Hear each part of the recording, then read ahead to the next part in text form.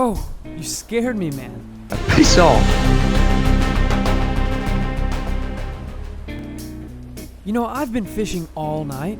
I think it's time that I deserve a little fun like that guy's having. I'm gonna ride a jet ski. Hello, come to Papa. Woohoo! Alright, how do you steer this thing? Okay. Alright, man, I'm on my way. Hold up, man, I'm coming. Woo! This is awesome! What have I been missing out on? Wait up, man, I'm on my way.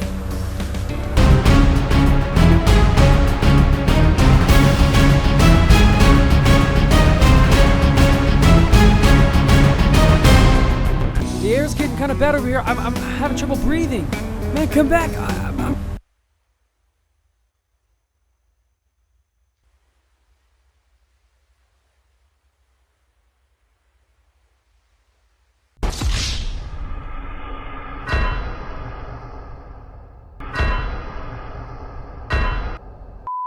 Hey there, survivors, what is up, and welcome to Tribros Gaming. Thank you guys so much for watching today's video. And today I have an underwater base. As you guys can see before, or behind me, I have a base there. That's my stuff there. It's kind of awkward. My pants, my pantalones. But yeah, guys, so as you can see, back over in that area is the base. And the method I'm going to show you is a method that is designed to be changed with your ideas. So don't just straight up copy the deal I did here. Get more creative than I am and do something better. But with that being said, I did make a blueprint for you guys. A lot of you have been asking how I make the blueprints. It's really easy. Just I make them in Photoshop. So if you want those blueprints, you can download them in the link below. But yeah, guys, there is a couple of issues with this base and things that make this base hard to survive in, but very hard to raid, and almost to the level where I would say that this is, I mean, this is coming close to an unraidable base. As you see, I'm dying right now. I died. The base is so hard to survive in, I can't even film the intro. So, this is what happens if you try to raid this base. Look how bad his hands are shaking. He can't even hold this triangle. He's like, Alright guys, so before I get to showing you guys how I built the base, here is a list of items that you are going to need to build this thing. The first thing on the list is the oxygenator. Now this is a craftable item. This isn't something that you can just find walking around on the street. If you want the information on how to craft that, there is the Unturned wiki page below, and you just go in there, search for oxygenator, and it's got the crafting recipe. Check that out in the description below. Then of course you need a standard generator. You can get the portable generator or the upgraded one. It's up to you, whatever it takes to keep this base going. Now next on the list is the diving gear. This is the snorkel and the tank. Now, all of the parts of the diving gear, as I understand it, give you some sort of an oxygen boost up to 1 minute and 25 seconds without taking any oxygen damage, right? Now, the snorkel and the tank can actually both be found at campgrounds, and you can pick those up. Now, next on the list is the gas mask. If you are wanting to build this underwater base in a radiation zone, in a dead zone, you're going to have this and filters, but you can find the gas mask in the fire watch towers or in any fire station across the map. As well as the filters, which is next on the list, you can also find that in any fire station. Unfortunately, the gas mask and the filters are uncraftable. You're going to need metal so you can build like walls and floors and holes and anything else that you might want. Again, you don't have to go directly with the blueprint that I provide, but regardless, you're going to want to build this out of metal. And for an added measure, if you are building in a dead zone, then you're going to want probably a vaccine at some point.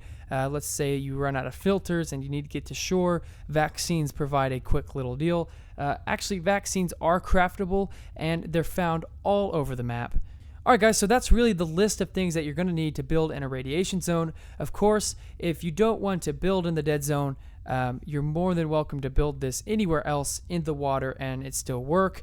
It'd cut your needed supplies in half. Alright, so let's get to the building aspect. So the first thing about this base is making sure that you build it within the dead zone, which as you can see, I've just now entered and exited the dead zone. Now you want to build the base inside the dead zone. That's ultimately one of the things that makes this base so powerful, is that it's being protected by the dead zone as well being protected by being underwater. So you're having two variables that the enemy's going to have to fight through. So you want to build near the oil rig off of the harbor. That's kind of where you want to build, and a little bit deeper inside. That way, if enemies are trying to raid, they're going to have to work really quickly to try to get in. We're going to go ahead and build our base layout here. All right, so let's look at the base model here. I wanted to kind of create something for purpose of the video that kind of looks like a toxic symbol, because we're in the toxic zone. Actually, in the submarine, there's something that looks similar, I think. So that's kind of like the reason I chose this design, this layout. You can download the blueprint in the description, by the way, and I just think it's kind of cool. Of course, you can go with any style that you want. The most important part of this base layout is that it's metal, for two reasons. One, obviously, as you can tell, metal is harder to see underwater than pine or maple would be, of course, because it hides better. Of course, also the fact that metal is a lot stronger than both of those, making it a lot harder to bust into. Also to note, if your oxygenator isn't working, that's also a bad thing, because look how bad he is shaking. Like, seriously. Bro, it's gonna be okay, man. It's gonna be okay. So as you guys can see, I put my oxy generator down here. I also have a standard generator. Of course, you're gonna need a lot of gas. That way, if your oxy generator, if your generator goes down, that you can replace it. So your oxy generator is down there to help you out. That's essential. Now, with this base design, you really want to get the oxygenator straight in the center.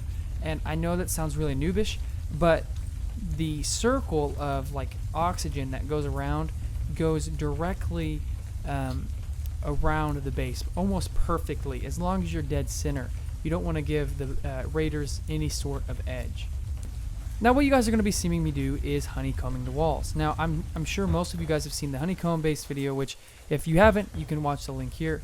But essentially what this does is makes the outer edges stronger, and that's something that we're going to need, because we want them to try to come in from the roof, not the base of the platform, of course, because that's where all the good things are going to be inside. Now I am walling off enough to leave just these slots here, and what we're going to do is put a generator in those slots, and you can also use that as storage. This is essentially the bottom floor base layout. This is like the most important part of this setup. As you can see, we've honeycombed the big structures on the edge, and we've basically provided slots to put storage and other types of important things. Now you might notice that there are 3 weak points to this base, and it is this pillar, and this pillar. These are going to be the weak parts. If the enemy can break through that, then they're going to be able to get into your base. So it is important that we defend that, and I'm going to show you how we'll defend that a little bit later. So let's move on to the top floor. I've pretty well finished the roof layout of the base. Now, there's a couple things that I'm going to have to explain that you guys are like, what the heck, this doesn't make sense. But first of all, let me go ahead and explain those. So I've added in bulletproof glass here. Now, it's important that this is bulletproof glass because if it's not, it's going to be easy for the enemies to break in. So it needs to be bulletproof glass, and if you're on a server with a friend, if you guys both place bulletproof glass and one-way glass at the same time, both of them will place. I'm pretty sure this is still a working glitch. I don't think Nelson has patched it yet. So that way you've got a non-see-through bulletproof glass, and that would ultimately be the best way for this setup to be. Now, really, this room is just a battle room. This is going to be something that you're able to fight and look through. Now, you may notice that I don't have any hatches on the floor going down to the first lower level. Now, the reason that is one, because obviously the hatch floor only goes on the squares, and if we were to go directly below, we're going to go into one of our storage rooms. So I didn't want to do that, and ultimately anybody that's in here that you want down in your lower chambers should be somebody in your group. So any of those guys can just salvage one of these triangular plates and put them back. So I've kind of finished out the top floor here. As you guys can see, you've got 3 rooms.